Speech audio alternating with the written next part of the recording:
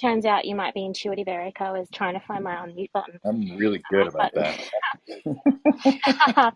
Hey, Rahila, I love those points because I am so like right brain, left brain, and love like the science behind it too. And that was so interesting. And the first thing that came up for me was that intuition is neutral.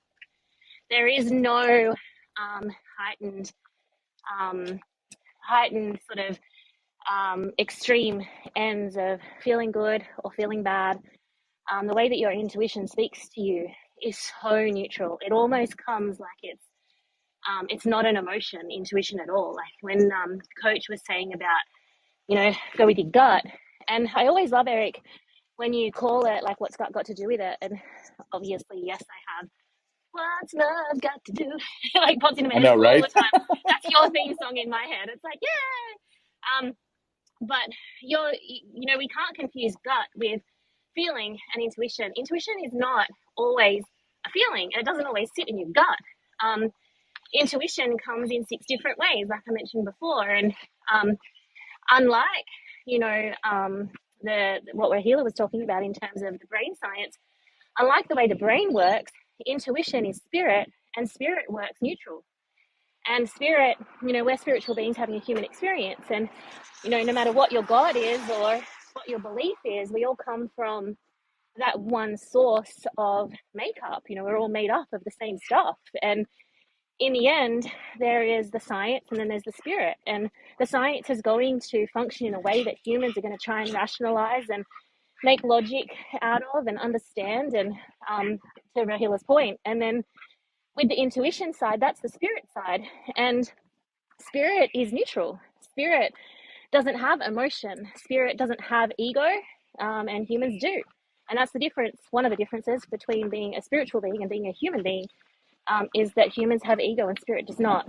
And so through ego comes emotion, specifically the more extreme ends of emotion as well, and the ability to do that. Whereas every time your spirit speaks to you through the language of intuition, which is what its language is, it's its dialect, it's its language, and the dialects are the 6 different ways that it speaks to you. When it speaks to you in those ways, there is no emotion behind it. It's simply information that arrives to you in those 6 different ways. And some people, like myself, I have all those 6 different ways, and I was born that way, and that's just how I am, and I've had to learn to live with it. Other people might have all of them available to them, but only one of them, which is their gut, might be the strongest. So they think that like I make a decision by my gut, and it's a gut feeling.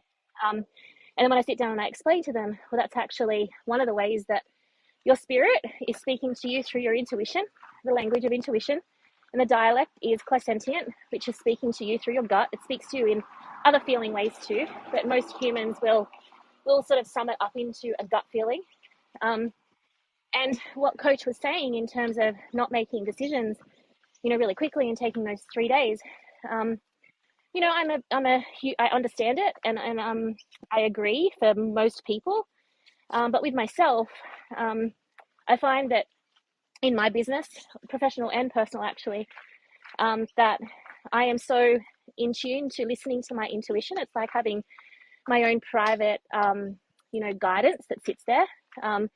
It will tell me straight away through one of my 6 ways whether or not this is something that I have to jump on or something that I shouldn't jump on. And it literally feels like I'm either being kicked in the guts, or it feels like my gut is protruding outside of itself and jumping to something. That's one of the ways that my gut will tell me, but my intuition will tell me in lots of other ways too. Like I'll start seeing the future, I'll start seeing, basically visualizing how if I make this decision, I'm going to see it in the future, and I'll see things that are either bad or I'll see things that are good.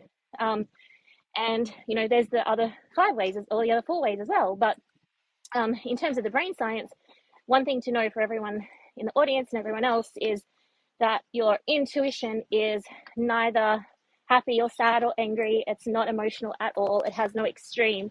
It is extremely neutral, very rational, and very much a matter of fact. There is absolutely no emotion in it at all.